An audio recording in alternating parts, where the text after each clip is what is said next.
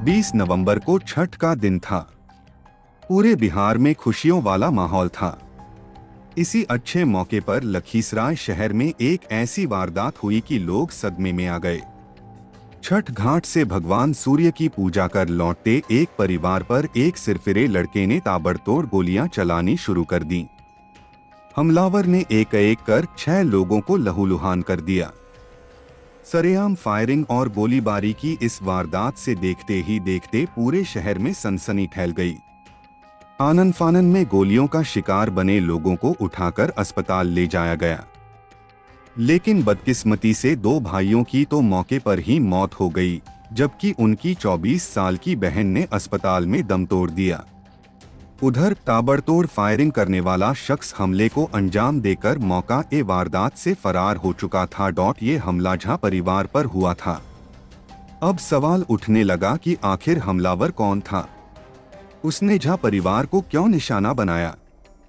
क्या इस वारदात में हमलावर अकेला ही शामिल था या फिर इसके पीछे कोई और भी था? आखिर इस पूरे वारदात की वजह क्या थी? तो पुलिस की तफ्तीश में जल्द ही कहानी साफ होने लगी। जांच शुरू हुई तो पता चला कि आशीष चौधरी नाम के जिस नौजवान ने झा परिवार पर हमला किया, वो इस परिवार की एक बेटी के साथ एक तरफा प्यार करता था और लड़की के इनकार करने पर उसने इस वारदात को अंजाम दिया। 24 साल की वही बेटी जिसकी इस वारदात में मौत हो चुकी थी। जब पुलिस ने इस मामले की जांच आगे बढ़ाई तो जो सच्चाई सामने आई उसने हर किसी के होश उड़ा दिए। इन पंक्तियों के लिखे जाने तक पुलिस हमलावर आशीष को गिरफ्तार तो नहीं कर सकी थी, लेकिन तलाशी के दौरान उसके घर से एक ऐसी डायरी मिली जिसने इस कहानी को काफी हद तक साफ कर दिया। पुलिस की माने तो आशीष के घर की तलाशी के दौरान उसके घर से पुलिस को एक डायरी मिली जिसमें आशीष ने अपने लव लाइफ को लेकर 15 पन्ने का एक नोट लिखा था। आरोपी ने उसे नाम दिया था अतीक। पुलिस ने इस नोट के हवाले से बताया है कि झा परिवार की बेटी दुर्गा के साथ आशीष का अफेयर चल रहा था।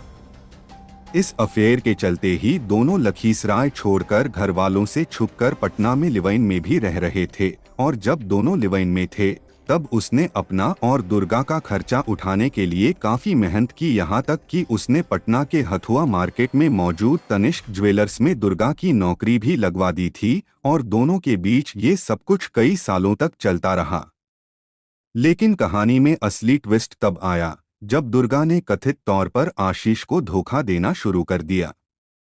आशीष ने अपनी डायरी में लिखा है कि उसे 3 जनवरी 2021 को तब जोर का झटका लगा जब उसे पता चला कि दुर्गा की जिंदगी में सुमित नाम का एक और लड़का आ चुका है। असल में आशीष एक बार वीडियो कॉल पर दुर्गा से बात कर रहा था और तब उसने सुमित को दुर्गा के बिस्तर पर सोते हुए देख लिया। इसके बाद उसकी दुर्गा से लड़ाई भी हुई और दुर्गा ने माफी मांगकर मामले को शांत करने की कोशिश की। आशीष ने लिखा है कि उसने दुर्गा को माफ भी कर दिया, लेकिन दुर्गा इसके बावजूद सुधरने को तैयार नहीं थी।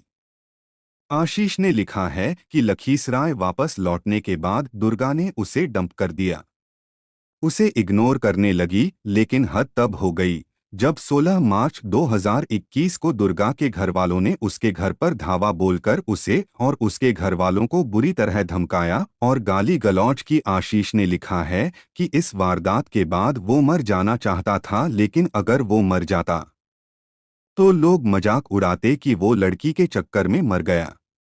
इसलिए उसने अपनी जान देने की जगह लड़की और उसके परिवार वालों की जान लेने का फैसला कर लिया। आशीष ने डायरी में लिखा है कि गर्लफ्रेंड से मिले धोखे के बाद वो घुट घुट कर जी रहा था, डिप्रेशन में रहने लगा। इस दौरान कुछ दोस्तों ने उसकी मदद की और आखिरकार वो अकेले ही बाइक पर 12 ज्योतिर्लिंगों के दर्शन के लिए निकल गया। उसने उम्मीद थी कि इसके बाद उसके मन को शांति मिलेगी, लेकिन वापस आने के बाद भी वो बदले की भावना से बाहर नहीं आ सका और आखिरकार उसने इस वारदात को अंजाम देने का फैसला किया। उधर पीड़ित परिवार ने इस वारदात को लेकर और ही कहानी सुनाई है। परिवार का कहना है कि आशीष उनकी बेटी से शादी करना चाहता था, लेकिन वो इसके लिए तैयार नहीं थे। वो उनकी बेटी को परेशान कर रहा था, जिसे लेकर उन्होंने पुलिस में शिकायत भी की थी, लेकिन पुलिस ने वक्त रहते कोई कार्रवाई नहीं की और आशीष नेझा परिवार पर हमला कर 3 लोगों की जान ले ली और कई लोग अब भी अस्पताल में जिंदगी और मौत के बीच झूल रहे हैं। ऐसे ही क्राइम की कहानी को जानने के लिए हमारे चैनल कहानी क्राइम की को सब्सक्राइब करें और वीडियो को लाइक एंड कमेंट करें।